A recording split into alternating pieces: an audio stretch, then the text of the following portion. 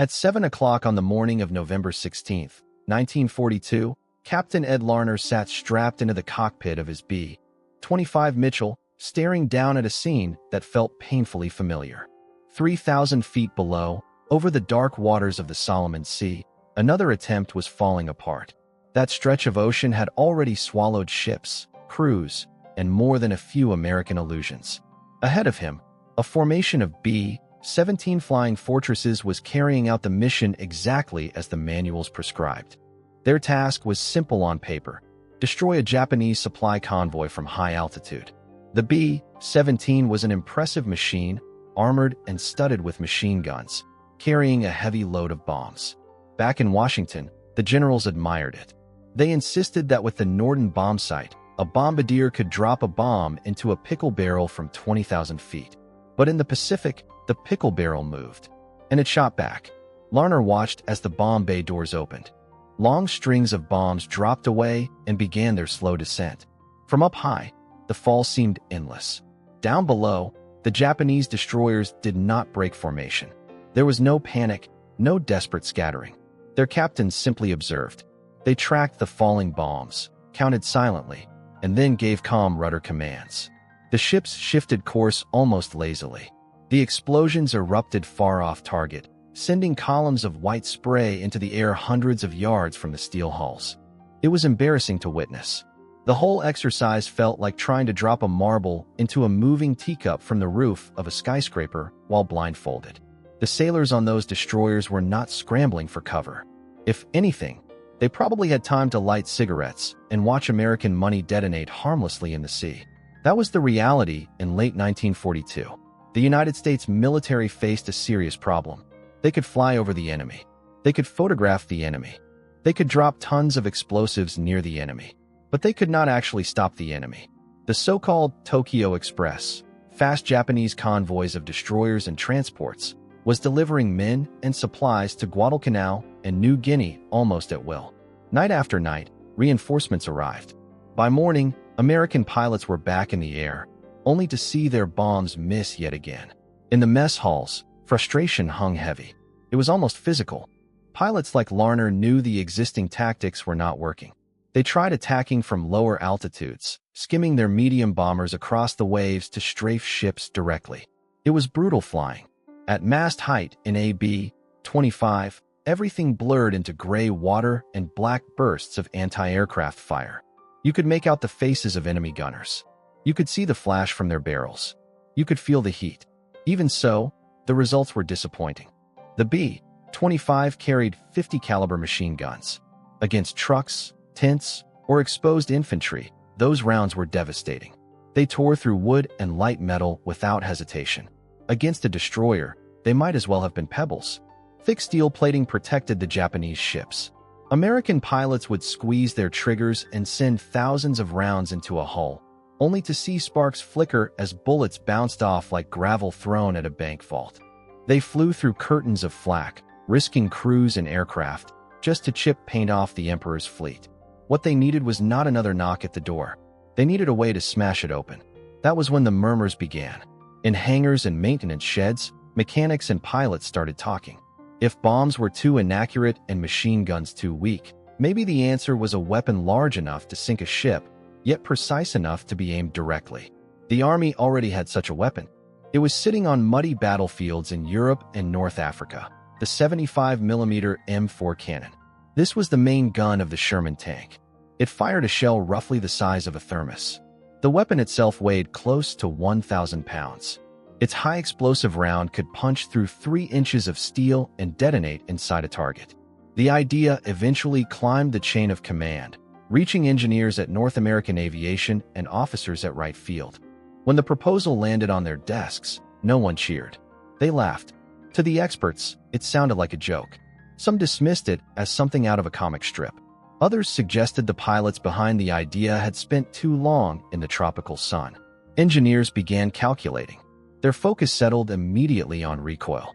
When a Sherman tank fired its main gun, 30 tons of steel tracks and suspension absorbed the shock. The recoil was violent enough to shake the ground. Now the proposal called for mounting that same cannon in the nose of a B-25. The aircraft was built from thin aluminum skin and rivets. It weighed only a fraction of a tank. The objections came quickly. First was the recoil. According to their calculations, firing the cannon would be equivalent to slamming the aircraft into a brick wall at 100 miles per hour. They warned the blast would halt the plane in midair, causing an immediate stall and sending it plunging into the ocean. Then there was vibration. The muzzle blast, they argued, would rattle every rivet loose in the nose. The aircraft would tear itself apart after a single shot. Wings would fail. Glass would shatter. The crew would tumble toward the sea inside a broken shell of metal. And finally, there was the question of reloading. A tank had a turret and space for a loader to stand. A B-25 cockpit was cramped, loud, and constantly shaking. To fire again, the navigator, already responsible for keeping the aircraft on course, would have to crawl forward, wrestle a 15-pound artillery shell from its rack, and manually shove it into the cannon's breech. He would be doing it while the aircraft bucked in rough air, weaving through bursts of anti-aircraft fire and diving at 300 miles per hour. Each time the weapon discharged, the breech slammed backward with crushing force. One mistake, one hand in the wrong place, and it could pulp an arm instantly. The critics had a name for it, a meat grinder. They argued that no sane navigator would volunteer to become the loader for a cannon bolted inside a bomber. It was the familiar divide between officers with pressed uniforms and mechanics with oil on their hands. Reports were written. The proposal was labeled unrealistic. The B-25, they insisted, was designed to drop bombs, not duel ships like a battleship. Better to follow established doctrine, even if that meant continuing with bombs that missed and machine gun rounds that bounced harmlessly away. Playing it safe felt more comfortable. But nothing about the Pacific War was safe. General George Kenney, commanding Allied air forces in the Southwest Pacific, was not interested in comfortable theories. His priority was simple: sink enemy ships. When he reviewed the outlandish concept, he did not laugh. He saw potential. He understood the frustration of his crews. He knew how often they had watched their efforts fail against armored destroyers. So he approved the experiment. North American Aviation was instructed to ignore the mockery and build the aircraft. The engineers began without ceremony. They took a standard B-25 and cut away its familiar glass nose, the greenhouse where the bombardier once worked.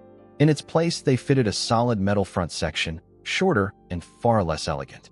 Inside that blunt nose, they installed the bulky M4 cannon. Around it, they constructed an elaborate recoil system, a heavy framework of springs and hydraulic components meant to absorb the violence of each shot. The result looked awkward.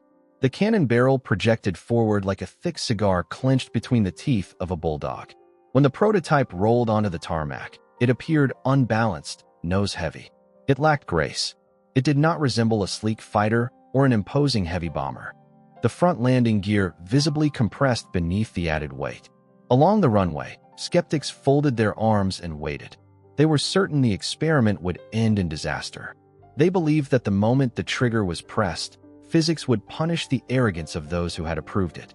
The test pilot climbed aboard knowing he carried not only the aircraft, but also the doubts of his own command. He started the twin Wright Cyclone engines. They roared to life, coughing blue smoke into the air. The bomber rolled down the runway sluggishly, straining under the extra mass. It lifted off, climbing reluctantly as the heavy cannon pulled the nose downward. Once airborne, the pilot stabilized the aircraft and headed toward the test range. He aligned the nose with the target and wrapped his fingers around the firing switch on the control yoke. On the ground, engineers stood in silence. They were not focused on accuracy. They were waiting to see whether the aircraft would survive its own weapon. The trigger was pressed. Inside the B-25, the world did not explode. Predictions of an immediate stall or catastrophic breakup proved wrong. Instead, the 75mm cannon erupted with a blast that sounded less like a gunshot and more like a collision inside the fuselage. The entire airframe shook violently. The nose snapped downward as recoil shoved the aircraft backward. For a split second, it felt as if a massive invisible force had struck the plane head-on. The airspeed dropped 20 miles per hour almost instantly, but the wings held. The rivets did not shear away. The propellers continued spinning. The pilot wrestled with the controls and forced the heavy nose back up. the cockpit filled with the sharp, bitter smell of burned gunpowder. I stung. The experience was chaotic and brutal, yet the bomber remained airborne. The so-called cartoon weapon had proven real. The pilot circled back and landed, wearing the grin of someone who had just survived a wager with fate. The doubters along the runway said nothing. The calculations had predicted failure, yet the aircraft had endured. With survival confirmed, the next challenge was effectiveness. Mounting the cannon was only the beginning. The entire combat method of the crew had to change.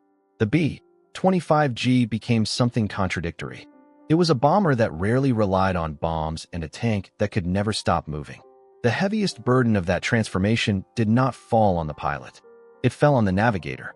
In a conventional bomber, the navigator worked at a table surrounded by maps and instruments, calculating headings. In the B-25G, that role disappeared.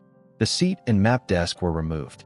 In their place stood the breech of the M4 cannon and racks of heavy shells. The navigator became the loader, the cannoneer. He knelt in a narrow, dim compartment beside the gun. There was no pressurization. In the tropical heat of the Pacific, the space felt like an oven. Firing the cannon required brutal coordination. The pilot would dive toward the target. At the moment of discharge, the barrel recoiled into the fuselage. The breech block snapped open with the force of a falling blade. A smoking brass casing, as large as a flower vase, clattered onto the floor, searing anything it touched. The loader then had to seize another shell from the rack. Each round weighed 15 pounds. He would hoist it, guide it into the open breech, and slam the block shut. All of it happened while the aircraft shook through turbulence, twisted to avoid anti-aircraft fire, and plunged toward its target at 300 miles per hour. If the aircraft rolled sharply while he was gripping a shell, it could slip from his hands. If his fingers lingered even a fraction of a second too long near the breech, the closing block could shear them off. Reloading under those conditions felt like handling black powder on a burning carnival ride, and he had to move quickly. The target rhythm was one shot every 4 seconds. Load. Slam the breech. Fire. Repeat. Over and over. The loader kept the weapon alive. Without him, the cannon was nothing more than dead weight. Aiming posed another challenge. A tank on the ground could rotate its turret with gears and motors, making small, precise corrections. If a target shifted, the gunner adjusted with a crank. The B-25G offered no such luxury. The cannon was locked in place, pointing straight ahead. To change aim, the pilot had to maneuver the entire aircraft. It was like trying to adjust a rifle by twisting your whole body. If the shot fell short, the pilot raised the nose of a 40,000-pound bomber. If the aim drifted left, he banked the entire machine left. Everything they knew about traditional bombing became useless. Bombing relied on area coverage, releasing a string of explosives and hoping one connected. This was marksmanship. Precision with a weapon that was anything but delicate. They trained on abandoned wrecks and floating barges. In the beginning, they failed constantly. Shells splashed harmlessly into the sea far from their intended targets. It was frustrating. They were attempting to strike moving vessels from 2 miles away with no optical sight. Estimating wind, speed, and shell drop became guesswork. Gradually, patterns emerged. They discovered that the nose-mounted 50 caliber machine guns could serve as a guide. 2 of them remained installed above the cannon. The pilot would fire the machine guns first, watching the tracer rounds streak toward the target. When the glowing arcs began striking metal, he knew his line was true. Only then would he press the cannon trigger. The sequence became automatic. The machine guns marked the path. The cannon delivered the blow. When the first squadron of these modified aircraft reached the South Pacific, the crews were prepared. The rest of the military, however, still treated them as oddities. On dusty airstrips in New Guinea, ground crews stared at the protruding barrel. They joked about hunting elephants. The doubts had not disappeared. Few believed a single cannon round could outperform a full bomb load. The first real proof came during a patrol off the coast of New Britain. A formation of B-25Gs spotted a Japanese motorized transport barge carrying troops and supplies. It was not a warship, merely a small vessel rocking in the swell. A conventional bomber might have ignored it or wasted multiple bombs attempting a hit. Major Paul Gunn, known to everyone as Pappy, led the flight. He was the mechanic-turned-officer who had championed the cannon idea from the start. He rolled his aircraft into a dive. On the barge below, Japanese sailors reacted as they always did. They grabbed rifles and light machine guns, expecting a strafing attack. They anticipated the rattle of machine gun fire. They prepared to crouch and waited out. They did not know what was descending toward them. Pappy steadied the barge in his gun sight. He approached steeply, engines howling. 2 miles. 1 mile.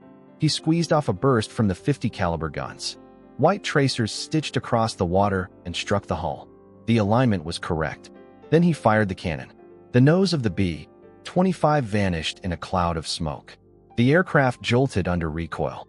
The shell tore across the distance at tremendous speed. There was no splash, no ricochet. The round struck the barge squarely in the center. The difference was immediate and brutal. A 50 caliber round leaves a small puncture. A 75mm high explosive shell creates devastation. It punched straight through the wooden hull and detonated inside. The vessel did not simply sink. It came apart. In one instant it was intact. In the next, it was reduced to fragments and spray. The explosion ripped it open from within. A second shot was unnecessary. Pappy pulled up and banked to assess the result. Nothing remained but debris scattered across the water. Cheers erupted from the crew over the intercom. The loader, drenched in sweat and streaked with grease, raised a thumb. A single $10 shell had erased an entire transport. The investment in that barge and the men aboard could not be measured. The concept had proven itself. They began targeting larger vessels. Coastal freighters and patrol boats became prey. The crews felt a shift in confidence. For years they had struggled against armored ships. Now they carried a weapon that could answer armor directly. They also learned to fire at shallow angles, allowing the shell to strike the water and skip forward like a flat stone. A ricochet into the waterline was lethal. A hit at that level opened the hull to the sea. Once the ocean entered, the ship's fate was sealed. A vessel struck by a 75mm round did not crawl back to port. It capsized and disappeared. But the Japanese were quick to adapt. Survivors, when there were any, reported aircraft that hurled explosions instead of bullets. Patrol boats began vanishing. Japanese naval commanders understood that something new was stalking their convoys. They responded by increasing the stakes. Larger transports were deployed, screened by destroyers. Additional anti-aircraft guns were mounted. Bridges were reinforced with extra armor. Then, on a damp morning in 1943, the B-25G crews received the mission they had been waiting for. Reconnaissance had located a serious target. A Japanese destroyer, Ikike's, was escorting an important troop transport near the Bismarck Sea. This was not a wooden barge. It was a hardened warship, built from steel, armed with main guns capable of striking aircraft from miles away. Its crew consisted of experienced sailors. Back at Wright Field, critics had insisted the cannon would only be effective against light targets. They argued that a destroyer's armor would resist the shell. They warned that flying straight at a warship would be suicide, because accuracy required a steady course, and a steady course made an easy mark. Larner and his flight ignored those opinions. They inspected their ammunition racks. Armor-piercing rounds were loaded, dense steel projectiles meant to breach tank armor. The aircraft lifted off into a dull gray sky. They were not seeking a minor engagement. They were looking for a direct fight. The improvised cannon would now face the Imperial Japanese Navy, and the result would determine whether the idea survived or ended there. As the New Guinea coastline receded, a radio message confirmed visual contact. The destroyer cut through the sea at 30 knots, its wake trailing behind like a scar. It projected confidence. Gun barrels were already angled upward, searching. Larner advanced the throttles. Instead of climbing for altitude, he descended to 50 feet above the waves. He intended to confront the enemy head-on. The gap between aircraft and destroyer closed at a combined speed approaching 400 miles per hour. Larner gripped the controls tightly.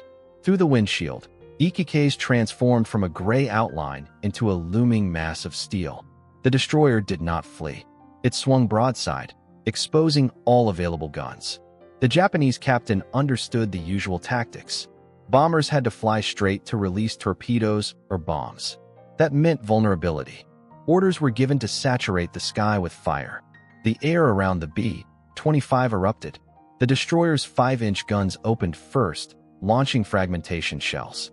Black bursts exploded ahead of the bomber like violent storm clouds. Shrapnel rattled against the aluminum fuselage, sounding like gravel striking sheet metal. Shockwaves battered the aircraft, but Larner held steady. To aim the 75, he had to keep the nose fixed on target.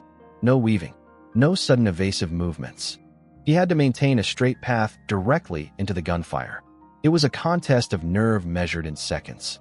As the B-25 continued forward, the Japanese adjusted. 25mm anti-aircraft guns joined in, streams of tracer rounds stretching outward like burning threads. The co-pilot watched the tracers streak past the canopy, close enough to seem tangible. Inside the cockpit, fear mixed with the smell of oil and sweat. In the forward compartment, the loader knelt beside the breech, clutching a 15-pound armor-piercing round against his chest. He hoped the pilot would not jerk the aircraft suddenly. A loose shell in that confined space could injure someone or jam equipment. He waited for the jolt that would signal the shot. At 1 mile, the destroyer dominated the gun sight. Larner could distinguish the bridge structure, the officers in light uniforms, and the flashes of deck-mounted weapons. An ordinary bomber would have released bombs by now and turned away. Larner did not. He continued the approach. He wanted minimal distance. Against a maneuvering ship, proximity reduced uncertainty. His thumb hovered over the firing button. He sent a short burst from the 50-caliber machine guns first. Tracers struck the hull below the bridge. They ricocheted, ineffective against armor, but they confirmed alignment. The nose was centered precisely where he intended. Larner pressed the cannon control. The recoil hit instantly. The aircraft lurched as if colliding with an invisible barrier. The crew slammed back against their seats, breath driven from their lungs. The nose dipped sharply under the force. For a split second, thick white smoke swallowed the windscreen, blinding Larner. The cannon's breech snapped open with a violent metallic crash that overpowered even the engines. The spent brass casing shot backward, bouncing across the floor, glowing and hot.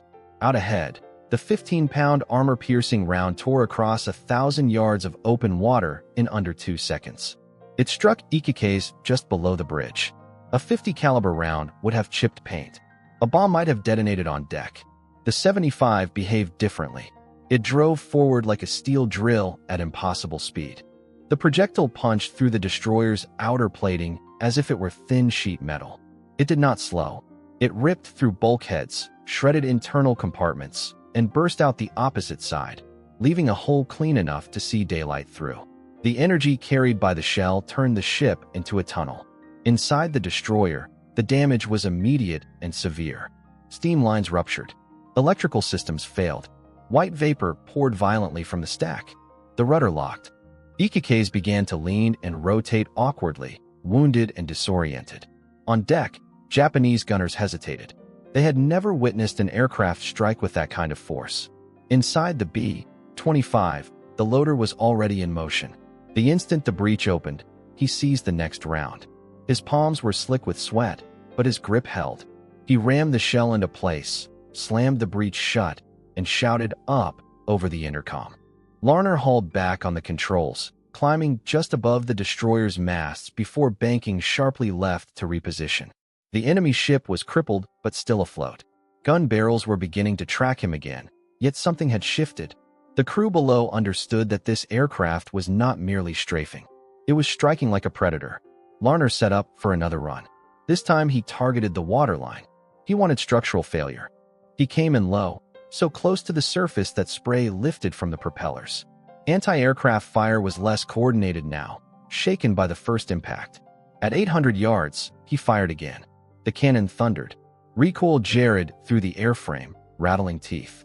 The shell skimmed off a wave, leveled out, and smashed into the hull at the waterline. This round carried high explosive. Instead of exiting, it embedded deep in the engine room and detonated. The blast heaved the 1,100-ton destroyer upward. Black oil and orange flame burst from the center of the ship. Steel plates warped and split. Water poured in. Ikike's halted, dead in the sea, burning and broken. A warship built to dominate had been gutted by an aircraft many had dismissed as absurd. But the mission was not complete. The transport vessel under escort was still moving toward shore, attempting to beach itself before the cannon aircraft shifted focus. It was a heavy, slow freighter packed with troops and ammunition. Larner glanced at fuel and ammunition gauges. Both were sufficient. He turned the B-25 toward the larger prize. The transport carried only light defenses. A few machine guns on bow and stern opened fire in desperation. Larner answered with the nose-mounted 50 caliber guns first, sweeping the deck with heavy rounds. The suppressive fire cleared opposition quickly. Then he advanced to 600 yards and triggered the cannon. The shell struck near the bow. Wood and debris exploded outward. The projectile tore through the forward cargo hold. From the cockpit, the impact looked as though an invisible hammer had smashed the vessel. The loader continued his cycle. Load. Close. Fire. Spent casings clanged across the floor. Crew voices overlapped in controlled urgency. A second round hit the bridge. The structure collapsed inward. A third struck the stern, destroying the rudder assembly. The transport drifted, burning and without control. The B-25 circled overhead. Larner decided to end it decisively. He ordered a high-explosive round. Aligning once more with the waterline, he fired. The shell penetrated the fuel storage area. The result was instantaneous. The transport disappeared in a towering fireball. Flame and debris rose hundreds of feet into the air. The shockwave rolled through the bomber as it passed overhead. When Larner looked down, only burning oil and scattered wreckage remained. 2 ships destroyed by a single aircraft in under 10 minutes. The flight back to base felt completely different. The rush drained away, leaving only exhaustion that settled deep into muscle and bone. No one spoke much. The engines droned steadily as the crew inspected the damage. Shrapnel holes pocked the wings. The nose was blackened with soot from repeated cannon blasts. Empty brass casings rolled across the cockpit floor with every bank. But something fundamental had shifted. They were no longer part of an experiment. They had become a weapon. They had demonstrated that a tank cannon could be mounted in a bomber and not only function, but dominate. As the New Guinea coastline came into view, Larner keyed his radio to Port Moresby. He skipped formal language. He simply told them to have beer ready. He said he had a story to tell and film to prove it. The mission had been a triumph. It had also revealed weaknesses. The cannon's rate of fire was slow. Hand-loading under combat conditions was dangerous. Between shots, the aircraft lacked sufficient forward firepower. Vulnerability lingered in those long seconds. Engineers in the United States were already studying the reports. If one heavy gun changed the battlefield, what might more guns do? What if the engines were stronger? The B-25G had forced open the door. It had shattered the illusion that low-level bombers could not threaten warships. It had embarrassed the Japanese Navy. But embarrassment was not the end goal. Total destruction was. The cannon-armed Mitchell was only the beginning. Larner brought the aircraft down hard on the metal runway matting. Tires screeched.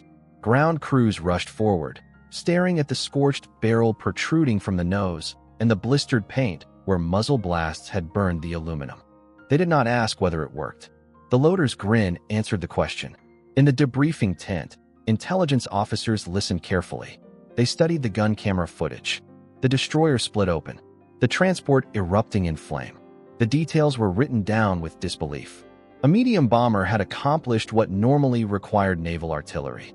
The report moved upward through command channels until it reached General Kenny. He read it, smiled, and picked up the telephone. He was no longer seeking approval. He demanded more cannons. He wanted gunships, not traditional bombers. High-altitude precision bombing was losing ground. The era of the low-level strafer had begun, announced by a 75mm blast. The Japanese adapted quickly. Convoys shifted to night operations. Armor increased. The next engagements would not be easy, and the cannon carried a flaw that would soon become clear. It was heavy. Gravity never rests. Returning to Port Moresby was not a celebration. It was a sober reckoning. When Larner shut down the engines, the silence felt heavy. The adrenaline crash left the crew drained and shaky. They climbed out soaked in sweat, legs trembling from vibration and stress. The aircraft bore scars. The nose was stained black. Several rivets near the muzzle had loosened, leaving gaps. It looked battered, as if it had endured a prize fight. But it had returned. The debriefing room filled quickly. Word had spread. The weapon once mocked had destroyed a destroyer. Doubt vanished. Intelligence officers recognized the shift. Engineers who had laughed now listened quietly. They began taking notes. In close combat at low altitude, brute force mattered more than elegance. Still, the 75mm experiment was imperfect. The cannon's impact was undeniable, but reloading consumed precious time. In the seconds between rounds, enemy guns could pour dozens of shells into the sky. The aircraft's weight created additional risk. It handled poorly, like a loaded truck. If one engine failed during takeoff, climb performance was marginal at best. Mishandled, it could become deadly to its own crew. Yet the concept could not be undone. Kenny sent word to Washington with a clear message: send more and improve them. North American Aviation accelerated production. Lessons from the B-25G led to the B-25H. The cannon was lightened. Additional 50 caliber machine guns were installed in the nose and along the sides. The result was an aircraft bristling with firepower. Japanese sailors gave the Mitchell grim nicknames. Wherever it appeared, wreckage followed. Its psychological effect rivaled its physical damage. Captains avoided daylight operations. Ships were hidden in coves or beneath camouflage nets. In open water, a hard-nosed Mitchell meant disaster. What began as ridicule had become fear. The legacy of the 75mm was larger than the ships it destroyed. It changed thinking. It ended the assumption that bombers must remain distant and detached. It gave birth to the culture of the strafer and influenced later gunships.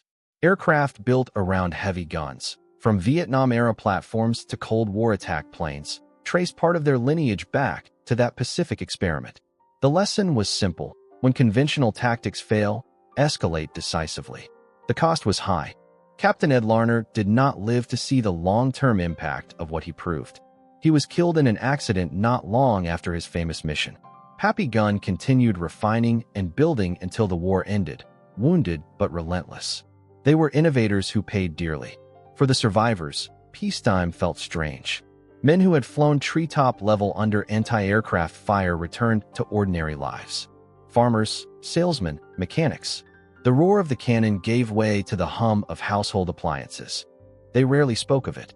Saying you once hunted destroyers with a tank gun while flying 300 miles per hour sounded unbelievable.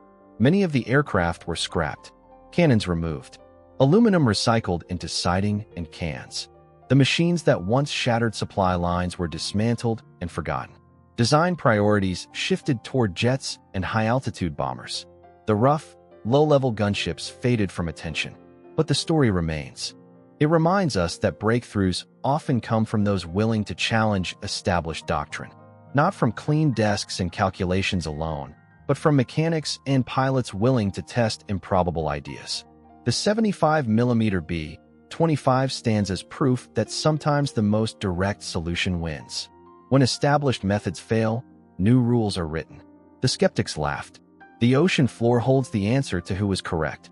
Major Bill Shomo, Pappy Gunn, Ed Larner. They reshaped air warfare through stubbornness and nerve. They looked at an armored ship that refused to sink and decided to build something that could. If this story resonated, support it. Share it. Engage with it. Real history deserves attention. Join the community that values grit, innovation, and the unfiltered truth of the past. And remember, history is not abstract dates. It is recoil slamming through a cockpit at altitude. It is the smell of burned powder. It is the moment when an impossible shot lands exactly where it must.